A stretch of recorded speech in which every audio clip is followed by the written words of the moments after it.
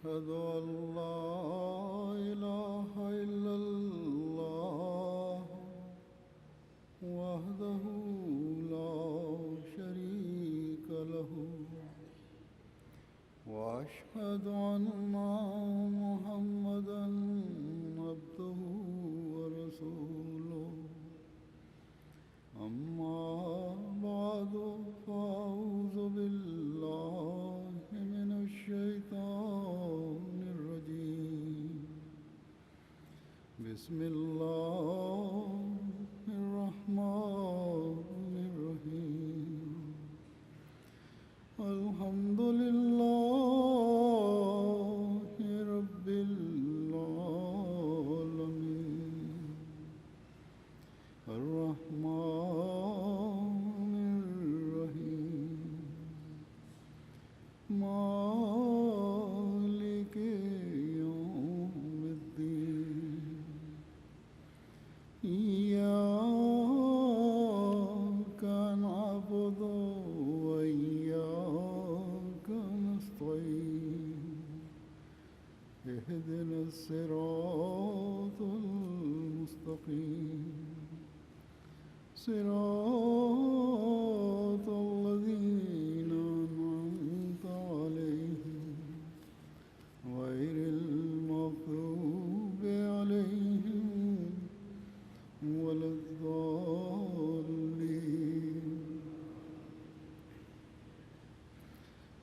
الحمدللہ آج جماعت احمدیہ کینیڈا کا جلسہ سالانہ شروع ہو رہا ہے۔ یہ جلسے ایک احمدی کے لیے برکات کا موجب بنتے ہیں اور بننے چاہیے، کیونکہ ایک خاص ماحول میں اور صرف دینی اغراض کے لیے جمع ہونا، اللہ تعالیٰ کے ذکر کے لیے جمع ہونا، اس کی رضا کے حصول کے لیے جمع ہونا یقیناً اللہ تعالیٰ کے فضلوں کو کھینچتا ہے۔ حضرت صلی اللہ علیہ وسلم نے بھی بڑا کھول کر بیان فرمایا کہ اللہ تعالیٰ کی رضا کے حصول کے لیے منعقدہ مجالس اللہ تعالیٰ کے فضلوں کا وارث بناتی ہیں، اس کی جنتوں کی طرف لے جاتی ہیں۔ آپ نے فرمایا کہ اے لوگو، جنت کے باغوں میں چرنے کی کوشش کرو۔ جب صحابہ نے اس بارے میں وضاحت چاہیے کہ جنت کے باغ کیا ہیں، تو آپ نے فرمایا ذکر کی مجالس جنت کے باغ ہیں۔ بس جن مجلسوں سے جنت کے باغوں کے راستے ملیں وہ یقیناً برکتوں والی مجالس ہوتی ہیں، اور ہمارے جلسوں کا تو مقصد ہی یہ ہے کہ خدا تعالیٰ کی رضا کے حصول کے لیے اللہ تعالیٰ کی محبت میں بڑھنے کی باتیں سنیں، دعاؤں اور عبادات کی طرف توجہ بھی ہو، اور اس کے حصول کے طریقے بھی سیکھیں، اور اسی طرح اللہ تعالیٰ کی رضا کے حصول کے لیے اللہ تعالیٰ کے بندوں کے حقوق ادا کرنے کی طرف بھی توجہ پیدا کریں، اور پھر یہ نیکیوں کی طرف توجہ، حقوق کی ادائیگی کی طرف توجہ، خدا تعالیٰ کا شکر گزار بناتے ہوئے ہماری زبانوں کو اس کے ذکر سے تر کرتے ہوئے جنت کے باغوں کی طرف رہنمائی کرتی، بلکہ بندوں کے حقوق کی ادائیگی کی وجہ سے جس کا حق ادا کیا جا رہا ہو، وہ جب دیکھتا ہے کہ ادائیگی حقوق کی توجہ اس مجلس میں اس مجلس کی وجہ سے ہو رہی ہے، تو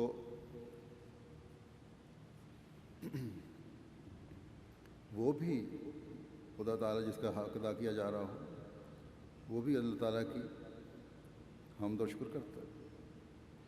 اور یہی مومنین کی مجالس اور آپس کے تعلقات اور خدا تعالیٰ کے شکر کی ادائیگی کا حال ہونا چاہیے. بس خوش قسمت ہیں ہم میں سے وہ جو اس روح کے ساتھ یہاں آتے ہیں, اس کے مطابق عمل کرتے ہیں اور نتیجتاً نہ صرف اپنے لیے جنت کے باغوں کے دروازے کھولتے ہیں بلکہ حقوق العباد کی ادائیگی کی وجہ سے دوسروں کے لیے بھی جنت کے باغوں میں چرنے کا ذریعہ بنتے ہیں اور پھر مزید برکتوں کے سامان ہوتے ہیں. اللہ تعالیٰ کے فضلوں کو جذب کرنے والا ایک مومن بنتا ہے, کیونکہ دوسروں کو نیکی کا راستہ دکھانے والا یا کسی پر نیکی کر کے اسے اللہ تعالیٰ کی شکر گزاری کی طرف توجہ دلانے والا بھی اسی قدر نیکی کے ثواب کا مستحق بن جاتا ہے جتنی نیکی کرنے والا. گویا ایک نیکی نیک نتائج کی وجہ سے کئی گنا نیکیوں کا ثواب دلوا کر پھر اللہ تعالیٰ کے فضلوں اور رحمتوں کا وارث بناتی چلی جاتی ہے. بس یہ ہے ہمارا پیارا خدا جو نیکیوں کو سینکڑوں گنا ہزاروں گنا پھل لگاتا ہے اور اپنے بندے کی معمولی کوشش کی بھی اس قدر معمولی کوشش کو بھی اس قدر بڑھا دیتا ہے کہ جو انسانی تصور سے بھی باہر ہے. بس اس پیارے خدا کے پیار کی تلاش ہر ایک کو کرنی چاہیے. اور جیسا کہ میں اکثر کہتا رہتا ہوں کہ حضرت مسیح موعود علیہ السلام نے جلسوں کا انعقاد کر کے ہمارے لیے برکات کے راستے کھولنے ہیں. جنت کے باغوں کی سیر کے لیے ایک وسیع اور بہترین انتظام فرما دیا ہے. بس خوش قسمت ہوں گے ہم میں سے وہ جو اس مجلس اور اس ماحول سے فائدہ اٹھا کر اللہ تعالیٰ کی رضا کے حاصل کرنے والے بن جائیں. بس اس کے لیے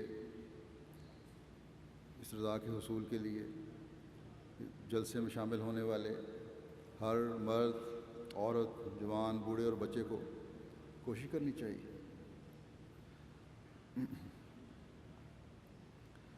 افراد جماعت کو یہ مقام حاصل کرنے والا بنانے کے لیے حضرت مسیح موعود علیہ السلام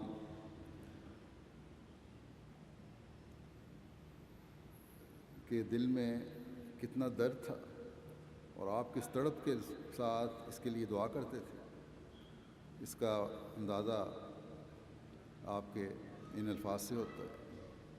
فرمایا, دعا کرتا ہوں اور جب تک مجھ میں دم زندگی ہے کیے جاؤں گا. اور دعا یہی ہے کہ خدا تعالیٰ میری اس جماعت کے دلوں کو پاک کرے اور اپنی رحمت کا ہاتھ لمبا کر کے ان کے دلوں کو اپنی طرف پھیر دے اور تمام شرارتیں اور کینے ان کے دلوں سے اٹھا دے اور باہمی سچی محبت عطا کر دے. اور میں یقین رکھتا ہوں کہ یہ دعا کسی وقت قبول ہوگی اور خدا میری دعاؤں کو ضائع نہیں کرے گا. ہاں, میں یہ بھی دعا کرتا ہوں کہ اگر کوئی شخص میری جماعت میں خدا تعالیٰ کے علم اور ارادے میں بدبخت ازلی ہے, جس کے لیے یہ مقدر ہی نہیں کہ سچی پاکیزگی اور خدا ترسی اس کو حاصل ہو, تو اس کو اے قادر خدا میری طرف سے بھی منحرف کر دے جیسا کہ وہ تیری طرف سے منحرف ہے, اور اس کی جگہ کوئی اور لا جس کا دل نرم اور جس کی جان میں تیری طلب ہو، جس کا دل نرم اور جس کی جان میں تیری طلب ہو۔ بس یہ الفاظ آپ کے دلی درد کا ایسا اظہار ہے جو دل کو ہلا دیتا ہے، رونگٹے کھڑے کرنے والا ہے، توبہ اور استغفار کی طرف مائل کرنے والا ہے، اور حقیقی رنگ میں خدا تعالیٰ کے حضور جھکتے ہوئے اللہ تعالیٰ سے مغفرت اور بخشش کا طلبگار بنانے والا ہے، حقوق العباد کی ادائیگی کی طرف توجہ دلانے والا ہے۔ بس ان دنوں میں ہم میں سے ہر ایک کو توبہ و استغفار، درود اور ذکر الہی کی طرف توجہ دینے کی ضرورت ہے۔ اللہ تعالیٰ نہ صرف ہمارے ایمانوں کو سلامت رکھے بلکہ ایمان و ایقان اور تقوی میں ترقی کرنے والا بناتا چلا جائے، ہمارے استغفار خالص استغفار بن جائیں، ہماری نمازیں اور عبادتیں حقیقی نمازیں اور عبادتیں بن جائیں، ہمارے حقوق العباد کی ادائیگی خالصتاً اللہ تعالیٰ کی رضا کے حصول کے لیے ہو جائے۔ حضرت مسیح موعود علیہ الصلوۃ والسلام کے اس ارشاد کو بھی ہمیشہ اپنے سامنے رکھنا چاہیے۔ آپ فرماتے ہیں، جب تک دل فروتنی کا سجدہ نہ کرے، صرف ظاہری سجدوں پر امید رکھنا طمع خام ہے۔ یوں ہی جھوٹی خواہش ہے کہ ہم بڑے سجدے کر رہے ہیں اور ہماری دعائیں اللہ تعالیٰ قبول کر لے۔ جیسا کہ قربانیوں کا خون اور گوشت خدا تک نہیں پہنچتا، صرف تقوی پہنچتی ہے، ایسا ہی جسمانی رکوع و سجود بھی ہیچ ہے جب تک دل کا رکوع و سجود و قیام نہ ہو۔ فرمایا، دل کا قیام یہ ہے کہ اس کے حکموں پر قائم ہو، اور رکوع یہ کہ اس کی طرف جھکے، اور سجود یہ کہ اس کے لیے اپنے وجود سے دستبردار ہو۔ بس یہ خواہش ہے حضرت مسیح موعود علیہ الصلوۃ والسلام کی ہم سے، اپنے ماننے والوں سے، اپنی جماعت سے، کہ تقوی کا مقام حاصل ہو، اور اس کے لیے بڑے درد سے آپ نے یہ دعا فرمائی۔ اللہ کرے ہم اس مقام کو حاصل کرنے والے بنیں، ہمارے دنیا کے دھندوں میں بہت زیادہ پڑ جانے اور تقوی سے دور ہونے کی وجہ سے ہم حضرت مسیح موعود علیہ الصلوۃ والسلام کے انقلابی مشن میں روک پیدا کرنے والے نہ بن جائیں۔ ہم حقوق اللہ اور حقوق العباد کی پامالی کرنے والے نہ بن جائیں، ہم آپ کی روح کے لیے تکلیف کا باعث نہ بن جائیں۔ بس اس جلسے کی برکات سے بھرپور فائدہ اٹھانے اور حضرت مسیح موعود علیہ الصلوۃ والسلام کی خواہشات اور دعاؤں کا وارث بننے کے لیے ہر احمدی کو ایک نئے عزم کے ساتھ یہ عہد کرنا چاہیے، اور اس کے لیے بھرپور کوشش کرنی چاہیے کہ ہم اپنے معیار تقوی کو بڑھاتے چلے جانے کی کوشش کرتے چلے جائیں گے۔ تقوی کے راستوں کی تلاش کے لیے قرآن کریم نے جو ہمیں تعلیم دی ہے، اور ایک حقیقی مومن کا جو معیار بیان فرمایا ہے، اس کی تلاش کر کے اور اس پر عمل کر کے ہی ہم یہ معیار حاصل کر سکتے ہیں جس کی توقع حضرت مسیح موعود علیہ الصلوۃ والسلام نے ہم سے کی ہے۔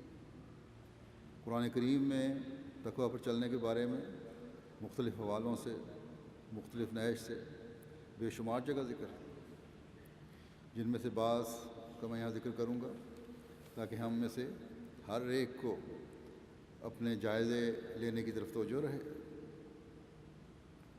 اللہ تعالیٰ فرماتا ہے، انہ لا الہ الا انا فاتقون،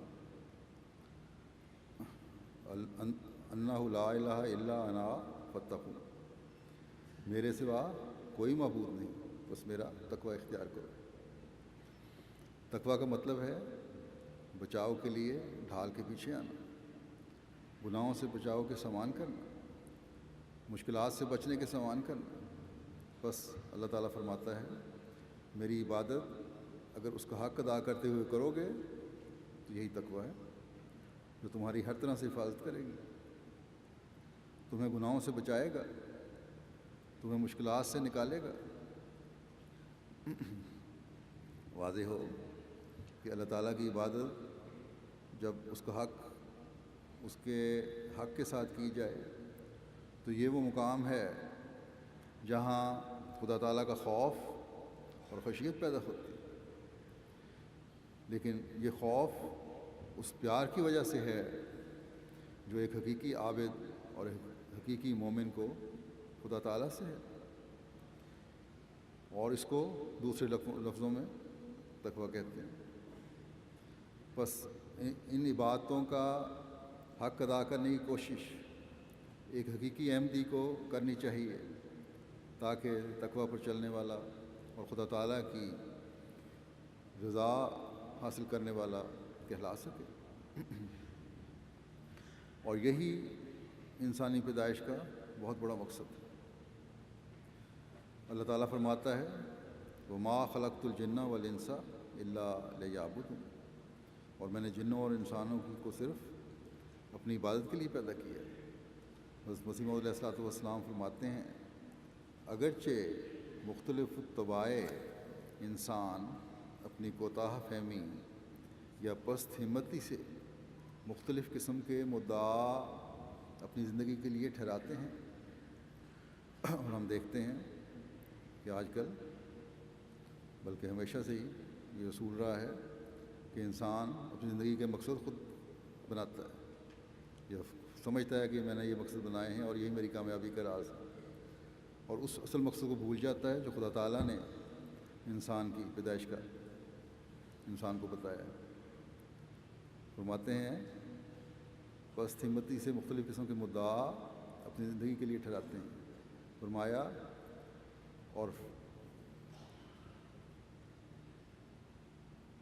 فقط دنیا کے مقاصد اور آرزوؤں تک چل کر آگے ٹھہر جاتے ہیں، مگر وہ مدعا جو خدا تعالیٰ اپنے پاک کلام میں بیان فرماتا ہے یہ ہے وَمَا خَلَقْتُ الْجِنَّ وَالْإِنسَ إِلَّا لِيَعْبُدُونِ، یعنی میں نے جن اور انسان کو اس لیے پیدا کیا ہے کہ وہ مجھے پہچانیں، میری پرستش کریں. بس اس آیت کی روح سے اصل مدعا انسان کی زندگی کا خدا تعالیٰ کی پرستش اور خدا تعالیٰ کی معرفت اور خدا تعالیٰ کے لیے ہو جانا ہے. یہ تو ظاہر ہے کہ انسان کو تو یہ مرتبہ حاصل نہیں ہے کہ اپنی زندگی کا مدعا اپنے اختیار سے آپ مقرر کرے، کیونکہ انسان نہ اپنی مرضی سے آتا ہے اور نہ اپنی مرضی سے واپس جائے گا، بلکہ وہ ایک مخلوق ہے اور جس نے پیدا کیا اور تمام حیوانات کی نسبت عمدہ اور اعلیٰ قوا اس کو عنایت کیے، اس نے اس کی زندگی کا ایک مدعا ٹھہرا رکھا ہے، خواہ کوئی انسان اس مدعا کو سمجھے یا نہ سمجھے. مگر انسان کی پیدائش کا مدعا بلا شبہ خدا کی پرستش اور خدا کی تعالیٰ کی معرفت اور خدا تعالیٰ میں فانی ہو جانا ہی ہے. بس یہ وہ مقام اور معیار ہے جسے ہر احمدی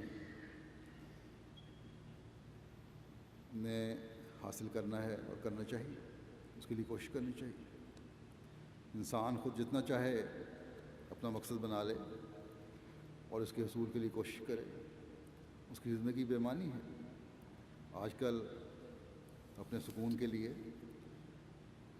انہی اغراض کو پورا کرنے کے لیے دنیا میں اور خاص طور پر مغربی ممالک میں تو بے شمار طریقے ایجاد کرنے کی انسان نے کوشش کی، جن کا محاصل صرف بے حیائی ہے. انسانی قدریں بھی اس قدر گر گئی ہیں کہ ہر قسم کے ننگ اور بےہودگی کو لوگوں کے سامنے کرنے بلکہ ٹی وی پر دکھانے پر بھی کوئی آر نہیں سمجھا جاتا، بلکہ بعض حرکات جانوروں سے بھی بدتر ہیں، اور اسی کو فن اور سکون کا نام دیا جاتا ہے. انہی کی حالت کا اللہ تعالیٰ نے یوں نقشہ بھی کھینچا ہے. فرمایا وَلَقَدْ ذَرَأْنَا لِجَهَنَّمَ كَثِيرٌ مِّنَ الْجِنِّ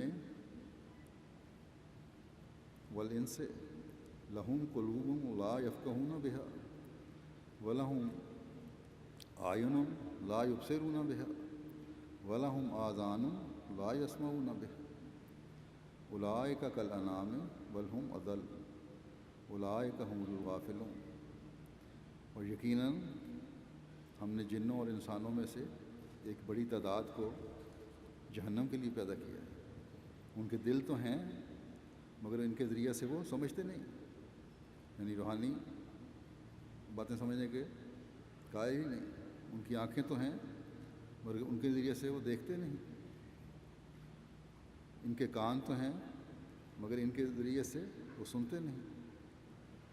نہ ان کے دلوں میں روحانیت بیٹھتی ہے، نہ ان کے کان روحانیت کی باتیں، دینی باتیں سننے کے قائل ہیں، نہ نیک چیزیں اور وہ چیزیں دیکھنے کے طرف توجہ دیتے ہیں جس کو خدا تعالیٰ نے دیکھنے سے کہا ہے، اور نہ ان سے رکتے ہیں دیکھنے سے جن کو خدا تعالیٰ نے رکنے کا کہا ہے. گویا مکمل طور پر دنیاوی خواہشات نے ان پر غلبہ حاصل کر لیا. فرمایا کہ وہ لوگ چارپایوں کی طرح ہیں بلکہ ان سے بھی بدتر اور بھٹکے ہوئے ہیں. یہی لوگ ہیں جو غافل ہیں. پھر ایک جگہ اللہ تعالیٰ فرماتا ہے ارأیت من اتخذ الہہ ہوا، کیا تو نے اسے دیکھا جس نے اپنی خواہش کو ہی اپنا معبود بنا لیا، اپنی خواہشات کی عبادت کرنے والے ہیں صرف یہ لوگ.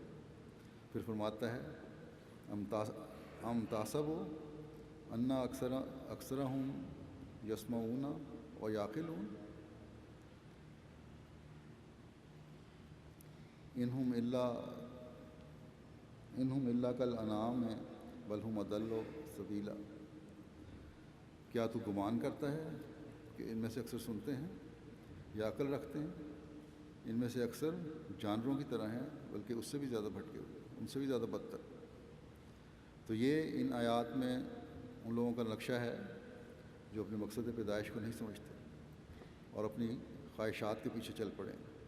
جیسا کہ حضرت مسیح موعود علیہ السلام نے فرمایا کہ جس نے پیدا کر کے پھر اس پیدائش کا مقصد بتایا ہے اسے تو بھول گئے ہیں اور اپنے مقاصد خود تلاش کر رہے ہیں. پھر ایسے لوگوں کا ٹھکانہ جہنم ہی ہے. جانوروں کے تو اعمال کا حساب نہیں ہے. ان بھٹکے ہوئے کے اعمال کا حساب جو ہے یقیناً انہیں جہنم میں لے جائے گا. یہاں یہ بات واضح ہو کہ اللہ تعالیٰ نے جب یہ کہا کہ ہم نے بڑی تعداد کو جہنم کے لیے پیدا کیا ہے تو اس سے غلط فہمی نہ ہو کہ خدا نخواستہ اللہ تعالیٰ کے کلام میں اختلاف ہے. ایک طرف تو کہہ رہا ہے کہ میں نے جنوں اور انسانوں کو عبادت کے لیے بنایا، دوسری طرف فرماتا ہے کہ جہنم کے لیے پیدا کیا. مطلب یہ ہے اس کا کہ باوجود خدا تعالیٰ کی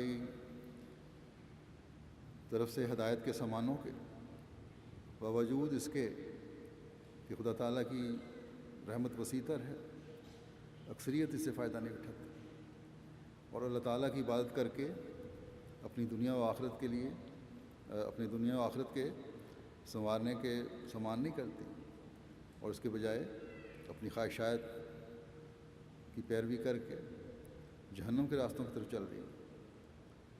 اہل لغت اس کی وضاحت اس طرح بھی کرتے ہیں کہ جہنم کے لفظ سے پہلے لے جہنم کا استعمال ہوا ہے، لام کا اضافہ ہوا ہے.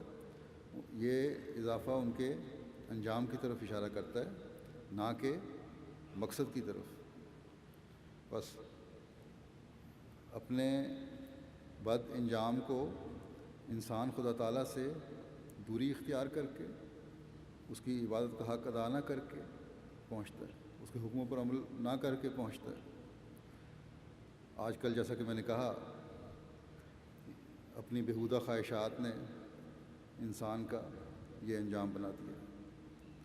جانوروں سے بھی بدتر حرکتیں کرنے لگ گیا انسان اور کھلے عام بیہودہ حرکتیں ہوتی ہیں, گندی اور ننگی حرکات دیکھی جاتی ہیں, کی جاتی ہیں, پورنوگرافی کی ویڈیوز اور فلمیں کھلے عام مہیا ہو جاتی ہیں. انہیں دیکھ کر جانوروں سے بھی بدتر ہو گئے ہیں یہ لوگ, ایسی حرکتیں کرنے والے. اور بعض افسوس کے ساتھ میں کہوں گا, بعض شکایتیں مجھے بھی آ جاتی ہیں کہ ہمارے احمدی نوجوان بلکہ درمیانی عمر کے لوگ بھی اس قسم کی لغو یا اس سے ذرا کم لغو فلمیں دیکھنے کے شوق میں مبتلا ہے. اور اسی وجہ سے بعض گھر بھی ٹوٹ رہے ہیں. بس خدا کا خوف کرنا چاہیے ہر ایک کو. اللہ تعالیٰ نے واضح فرما دیا ہے کہ ایسے بھٹکے ہوئے لوگوں کا ٹھکانہ جہنم ہے. حضرت مسیح علیہ الصلوۃ والسلام نے بھی واضح فرمایا ہے کہ اگر میرے ساتھ رہنا ہے تو ان لغویات اور ذاتی خواہشات کو چھوڑو, ورنہ مجھ سے علیحدہ ہو جاؤ. ایسے لوگ عموماً جلسوں پر تو نہیں آتے, جماعت سے بھی بڑے ہٹے ہوئے ہوتے ہیں, دور ہوئے ہوتے ہیں, لیکن اگر آئیں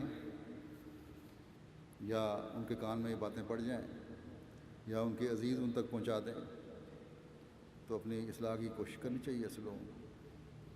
یا پھر اس سے پہلے کہ نظام جماعت کوئی قدم اٹھائے خود ہی جماعت سے علیحدہ ہو جائیں. اسی طرح نوجوانوں کو بھی نوجوانی میں قدم رکھتے ہیں, اچھے اور برے کی صحیح طرح تمیز نہیں ہوتی, گھر والوں نے بھی نہیں بتایا ہوتا, جماعت کی نظام سے بھی اتنا زیادہ منسلک نہیں ہوتے. ان کو بھی میں کہوں گا کہ یہ بھی ایک قسم کا بیہودہ چیزیں دیکھنا, فلمیں دیکھنا وغیرہ ایک نشہ ہے. اس لیے اپنی دوستی ایسے لوگوں سے نہ رکھیں جو ان بیہودگیوں میں مبتلا ہیں, کیونکہ یہ آپ پر بھی اثر ڈالیں گے. ایک مرتبہ بھی اگر کسی غلاظت یا کسی بھی قسم کی غلاظت میں پڑ گئے تو پھر نکلنا مشکل ہو جائے. حضرت مسیح علیہ الصلوۃ والسلام ان آیات کی وضاحت میں ایک جگہ فرماتے ہیں کہ خدا تعالیٰ نے فرمایا ہے کہ ہم نے جہنم کے لیے اکثر انسانوں اور جنوں کو پیدا کیا ہے, اور پھر فرمایا کہ وہ جہنم انہوں نے خود ہی بنا لیا. اللہ تعالیٰ نے جہنم نہیں بنا کے دیا بلکہ جہنم انہوں نے خود بنا لیا ہے. ان کو جنت کی طرف بلایا جاتا ہے, فرماتے ہیں ان کو جنت کی طرف بلایا جاتا ہے. پاک دل پاکیزگی سے باتیں سنتا ہے اور ناپاک خیال انسان اپنی قرآنہ عقل پر عمل کر لیتا ہے. بلایا جاتا ہے ان کو جنت کی طرف, لیکن سنتے نہیں. جو پاک دل ہیں ان پہ تو پاکیزہ باتوں کا اثر ہوتا ہے, لیکن جو اپنے آپ کو عقل مند سمجھتے ہیں, دنیا کی روشنی سے یہ کہتے ہیں کہ اس دنیا کی روشنی سے فائدہ اٹھانا چاہیے, اپنی عقل پر انحصار کرتے ہیں, وہ ان کا نتیجہ پھر جہنم ہوتا ہے. فرمایا بس آخرت کا جہنم بھی ہوگا ایسے لوگوں کے لیے, اور دنیا کا جہنم, دنیا کے جہنم سے بھی مخلصی اور رہائی نہ ہوگی. اور دنیا کا جہنم تو اس جہنم کے لیے بطور دلیل اور ثبوت کے ہے. ایسے لوگوں کو پھر بعض بیماریوں کی وجہ سے, بعض اور چیزوں کی وجہ سے اس دنیا میں بھی ایک جہنم نظر آتی ہے. پھر دنیاوی جہنم کا نقشہ کھینچتے ہوئے آپ فرماتے ہیں کہ یہ خیال مت کرو کہ کوئی ظاہر دولت یا حکومت یا مال و عزت, اولاد کی کثرت کسی شخص کے لیے کوئی راحت یا اطمینان اور سکینت کا موجب ہو جاتی ہے اور وہ دم نقد بہشت میں ہوتا ہے. ہرگز نہیں. وہ اطمینان اور وہ تسلی اور وہ تسکین جو بہشت کے انعامات میں سے ہے ان باتوں سے نہیں ملتی, وہ خدا میں زندہ رہنے اور مرنے سے مل سکتی ہے. فرمایا لذات دنیا کو ایک قسم کی ناپاک حرص پیدا کر کے طلب اور پیاس کو بڑھا دیتی ہے. لذات دنیا تو ایک قسم کی ناپاک حرص پیدا کر کے طلب اور پیاس کو بڑھا دیتی ہے. استسقاء کے مریض کی طرح پیاس نہیں بجھتی. جس کو پانی پینے کا مرض ہوتا ہے اس کی طرح پیاس کا مرض ہوتا ہے, اس کی مریض کی طرح اس کی پیاس نہیں بجھتی۔ فرمایا یہاں تک کہ وہ ہلاک ہو جاتے ہیں۔ بس یہ بے جا آرزوؤں اور حسرتوں کی آگ بھی من جملہ اس جہنم کی آگ کے ہے جو انسان کے دل کو راحت اور قرار نہیں لینے دیتی، بلکہ اس کو ایک تذبذب اور اضطراب میں غلطاں و بے چین رکھتی ہے۔ اسی لیے میرے دوستوں کی نظر سے ہرگز یہ امر پوشیدہ نہ رہے، اس لیے میرے دوست فرمایا اس لیے میرے دوستوں کی نظر سے ہرگز یہ امر پوشیدہ نہ رہے، یعنی ان باتوں کا خیال رکھیں۔ پھر آپ فرماتے ہیں پس یہ آگ جو انسانی دل کو جلا کر کباب کر دیتی ہے اور ایک جلے ہوئے کوئلے سے بھی سیاہ اور تاریک بنا دیتی ہے، یہ وہی غیر اللہ کی محبت ہے۔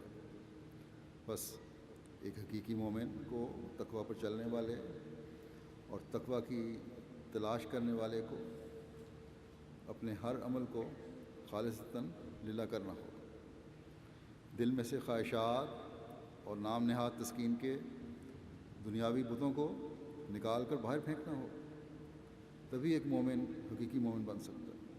بس ان دنوں میں جو اللہ تعالیٰ نے موقع میسر فرمایا ہے، اصلاح کا جو موقع میسر فرمایا ہے، اس میں ہر ایک کو اپنی اصلاح کی طرف توجہ دینی چاہیے۔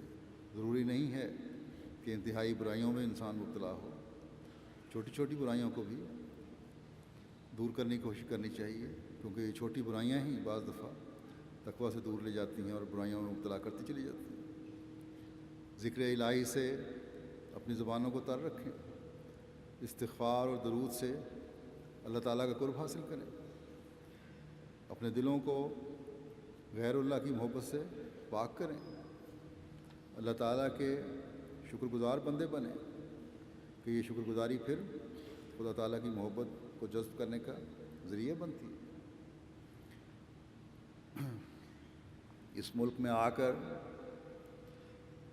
اللہ تعالیٰ کے فضلوں کے دنیاوی لحاظ سے جو دروازے کھلے ہیں، انہیں اللہ تعالیٰ کے انعامات کے حصول کا ذریعہ بنائیں، نہ کہ خدا تعالیٰ کی ناراضگی کا۔ اللہ تعالیٰ نے تو یہ فرمایا ہے کہ تمہارا تقوی تمہارے لیے عزت کا مقام ہے، یہ نہیں فرمایا کہ تمہارے پیسہ تمہاری دولت تمہارے لیے عزت کا مقام ہے۔ اللہ تعالیٰ فرماتا ہے اِنَّ اکرمکم عند اللہ اتقاکم، کہ اللہ کے نزدیک تم میں سے زیادہ معزز وہی ہے جو سب سے زیادہ متقی۔ ہم اکثر سنتے ہیں، اکثر ہماری تقریروں میں ذکر کیا جاتا ہے، مقررین اس کا ذکر کرتے ہیں، لیکن جس طرح اس پہ عمل ہونا چاہیے وہ عمل نہیں ہوتا۔ اگر عمل ہو صحیح طرح تو بہت سارے مسائل، بہت سارے جھگڑے جماعت کے اندر جو پیدا ہو جاتے ہیں وہ خود بخود حل ہو جائیں۔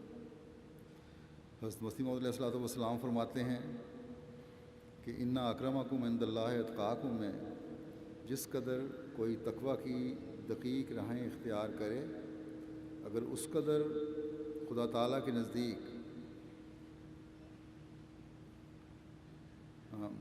دقیق راہیں اختیار کرے، اسی قدر خدا تعالیٰ کے نزدیک اس کا زیادہ مرتبہ ہوتا ہے۔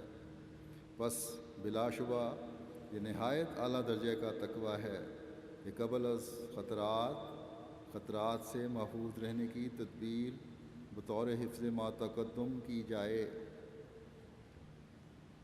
خطرہ آنے سے پہلے ہی خطرات سے بچنے کا طریقہ کیا جائے۔ پھر فرمایا مکرم و معظم کوئی دنیاوی اصولوں سے نہیں ہو سکتا، خدا کے نزدیک بڑا وہ ہے جو متقی ہے۔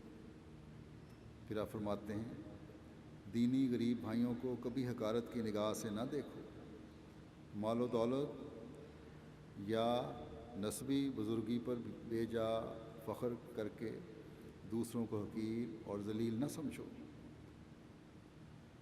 خدا کے نزدیک مکرم وہی ہے جو متقی ہے۔ پھر آپ نے فرمایا کہ نجات نہ قوم پر منحصر ہے نہ مال پر، بلکہ اللہ تعالیٰ کے فعل پر موقوف ہے۔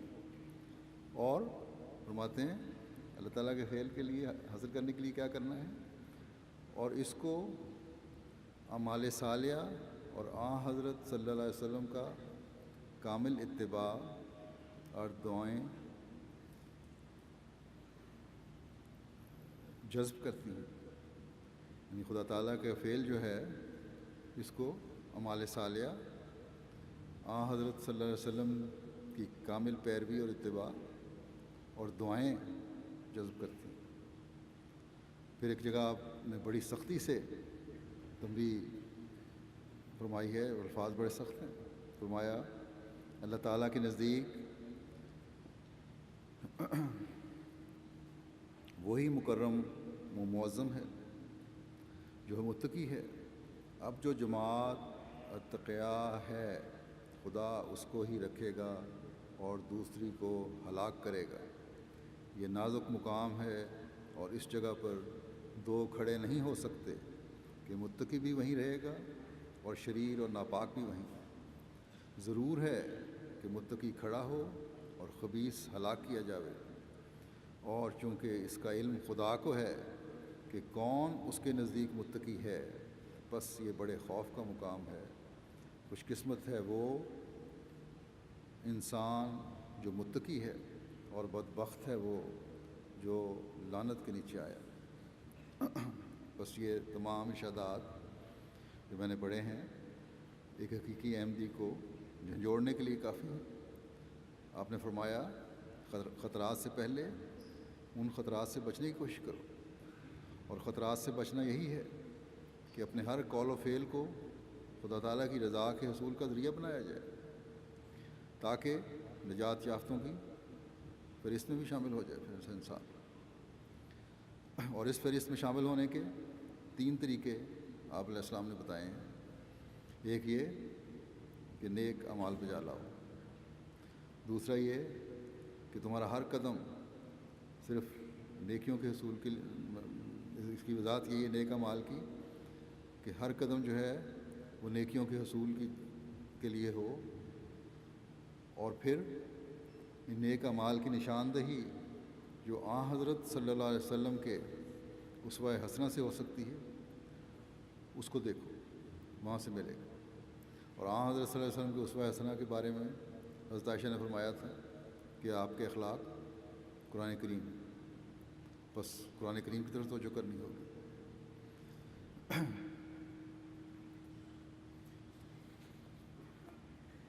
بس آپ نے مسلم فرماتے ہیں کہ وسلم کی کامل پیروی کرو تو پھر حاصل ہوگا. پھر اپنے اعمال اور سنت نبی پر چلنے کے عمل کو اللہ تعالیٰ کے حضور جھکتے ہوئے اور دعاؤں سے مزید خوبصورت بناؤ. فرمایا یہی جماعت ہے جس کے مقدر میں کامیابی مقدر ہے. یہی تقوی پر چلنے والے لوگ ہیں جنہوں نے دنیا پر غالب آنا ہے.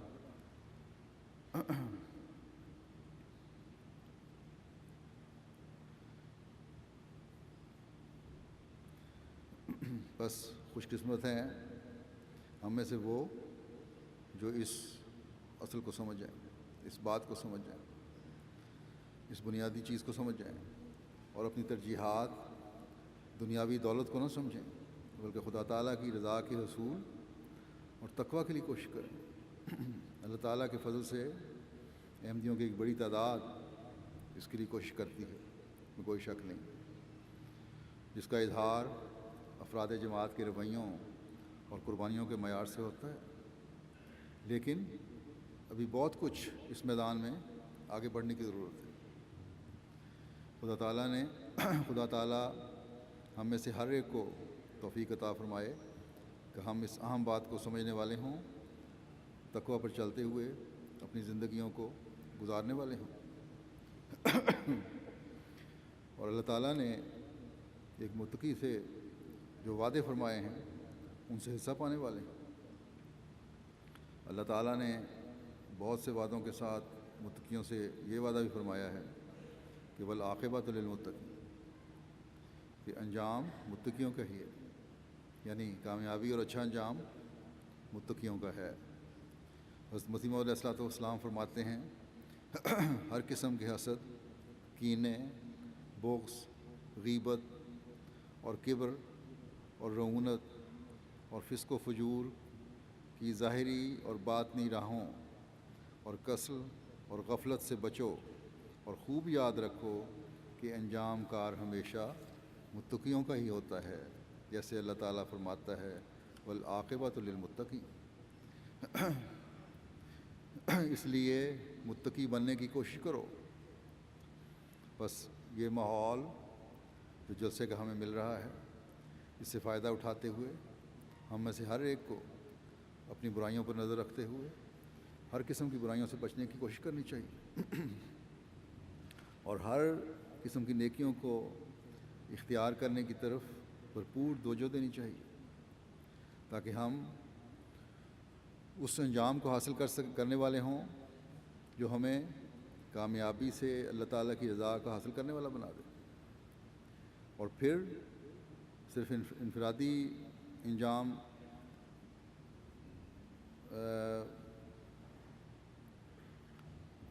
پر ہی بس نہیں کی اللہ تعالیٰ نے، بلکہ افراد جماعت کی جتنی بڑی تعداد ایک کوشش کے ساتھ نیکیوں کو اختیار کرنے اور تقوی پر چلنے کی کوشش کرے گی، من حیث الجماعت بھی جماعت پر اللہ تعالیٰ کے فضلوں کی بارش میں اضافہ ہوگا۔ اللہ تعالیٰ کے فضل آواز بند ہو گئی۔ اللہ تعالیٰ کے فضل بڑھتے چلے جائیں گے۔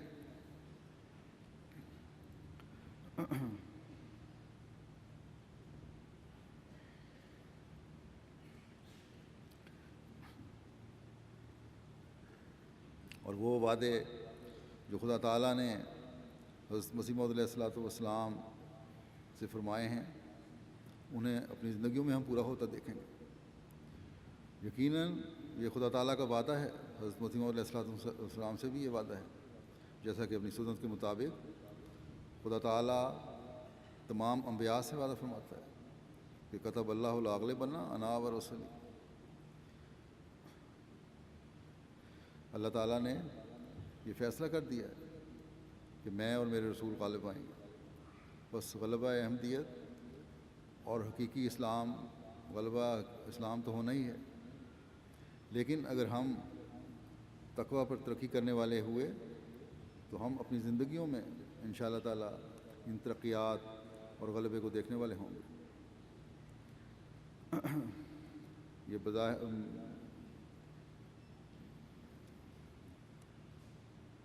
یہ انجام جو جماعت کا مقدر ہے، اس کی شان انشاءاللہ ہم خود دیکھیں گے۔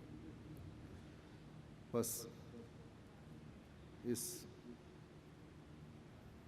شان کو دیکھنے کے لیے، اس غلبے کو دیکھنے کے لیے اپنے تقوی کے معیار کو بلند تر کرتے چلے جانے کی کوشش ہر احمدی کو کرتے رہنا چاہیے۔ جماعتی ترقی اور انجام کے بارے میں اس حوالے سے حضرت مسیح موعود علیہ الصلوۃ والسلام فرماتے ہیں کہ یہ بھی یاد رکھنے کے لائق ہے کہ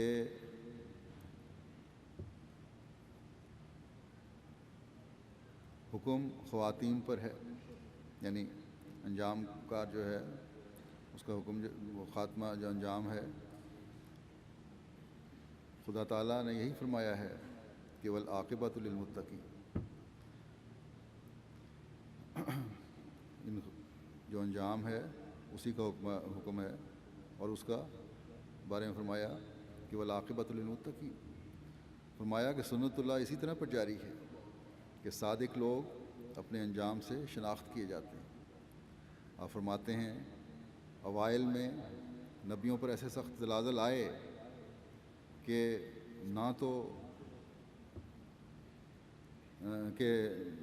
ایسے سخت زلازل آئے کہ مدتوں تک کوئی صورت کامیابی کی دکھلائی نہ دی، اور پھر انجام کار نسیم نصرت الہی کا چلنا شروع ہوا۔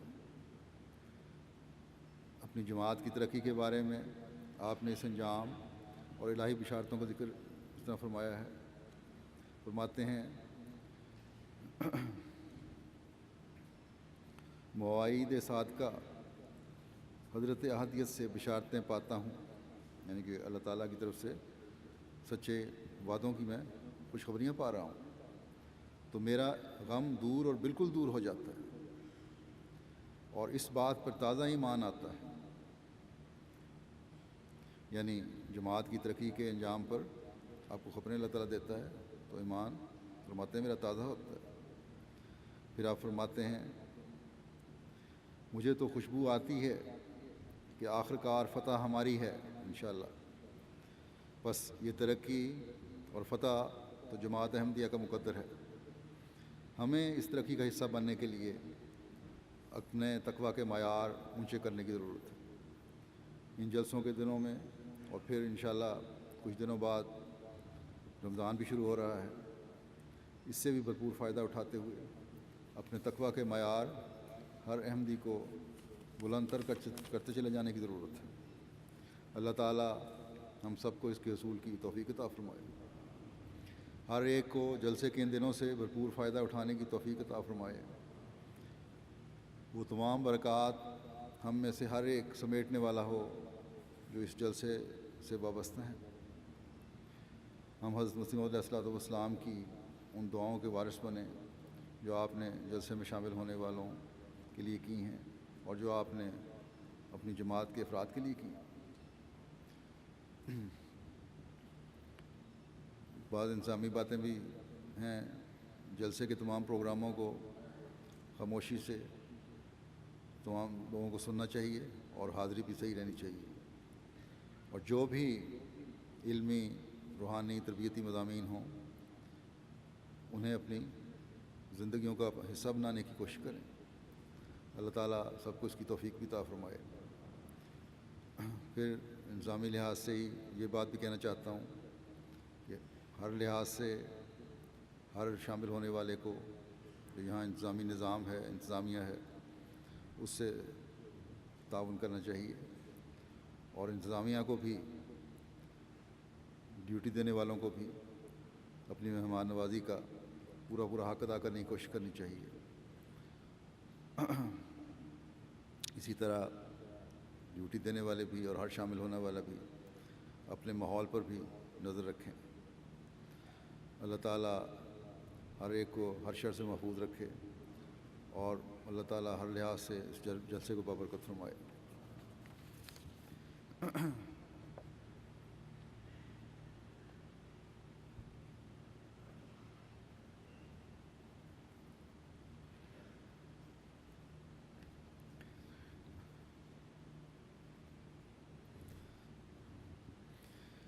الحمد لله